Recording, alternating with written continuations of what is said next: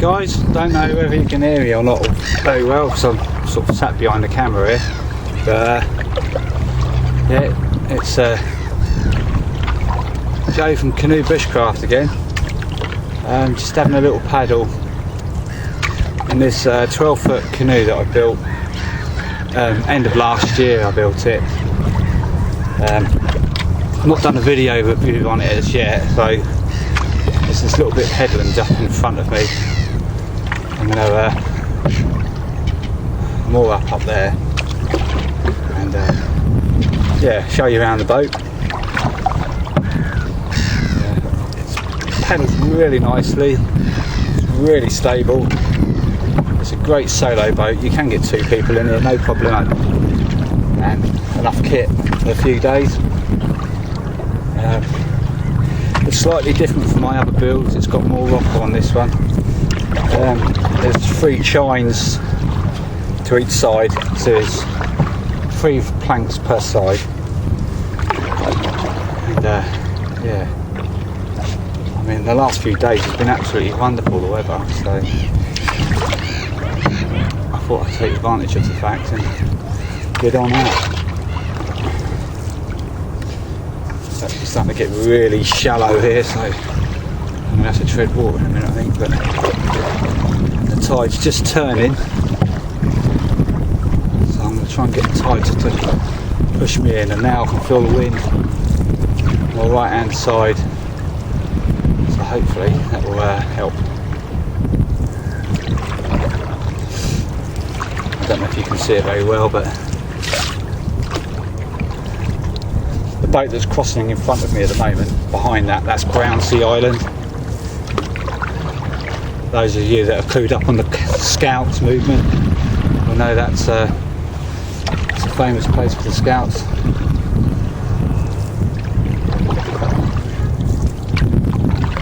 Right, just going to try and let's just power up a little bit.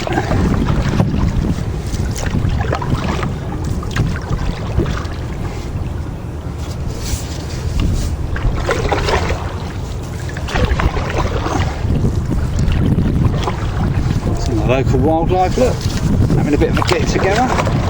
Whee, come off.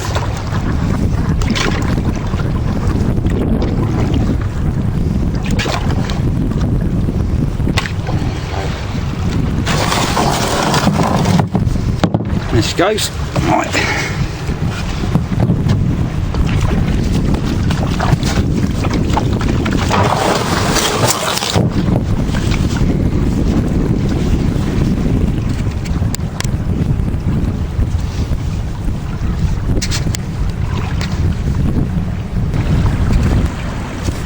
Okay, right, there's bound to be a little bit of wind noise here.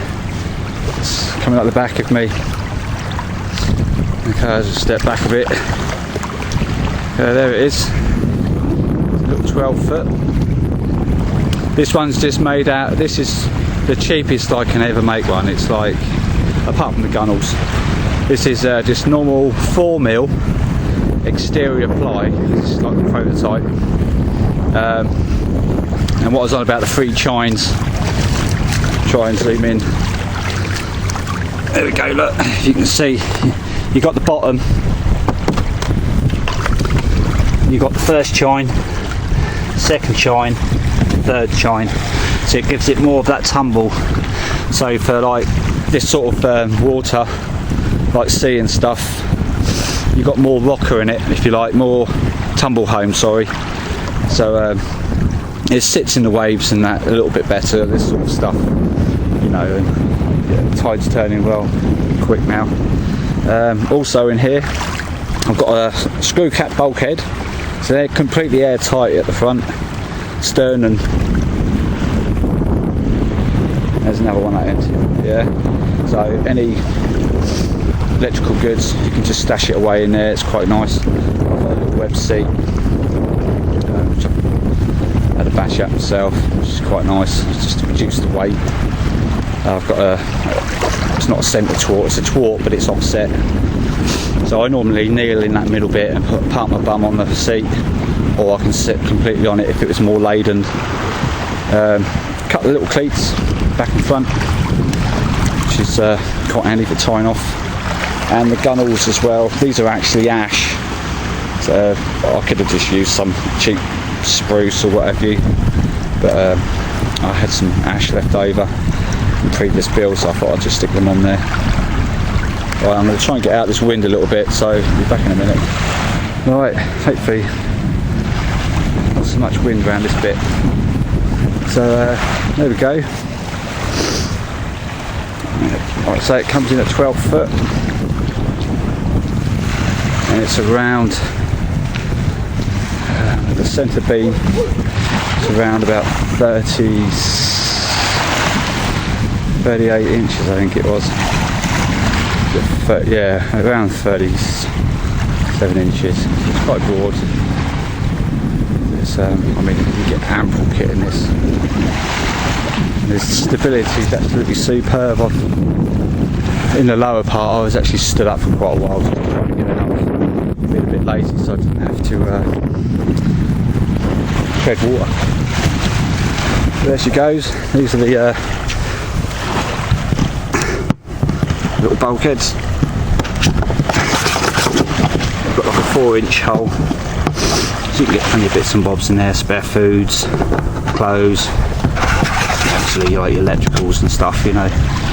They're watertight and airtight, so out on your own, you know, if you do have a mishap, it's easier to self-rescue. The thing with these, when they capsize, they form a seal around the gunnels that sits into the water, so it's a kind of bouncing action you do at one end, and you pop that seal and then you can spin it straight onto either its bow or stern, but it's virtually empty, you know. Obviously it does help if you're wearing a point shade, and I'm not today, but I'm only down there, you know, I'm not too far away at all. So, and I know these waters really, really well, and yeah, I'm just hugging this coastline at the moment. But it's an absolutely wonderful day today. I do love it around here.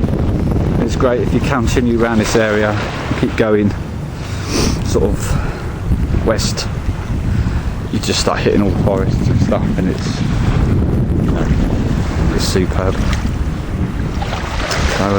So there we go, my little review of one of my canoes that I've hand built.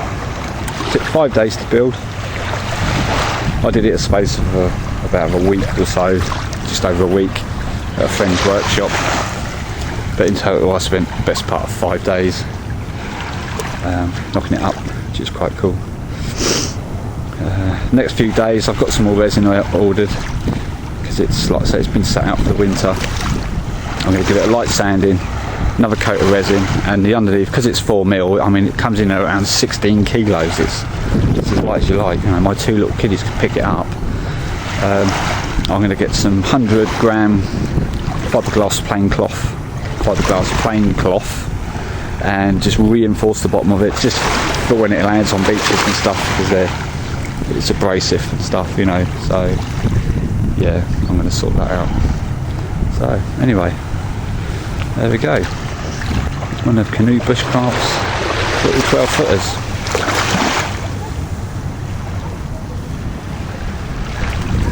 Paddling on a beautiful day. Nice little houseboat out there. Yes, please.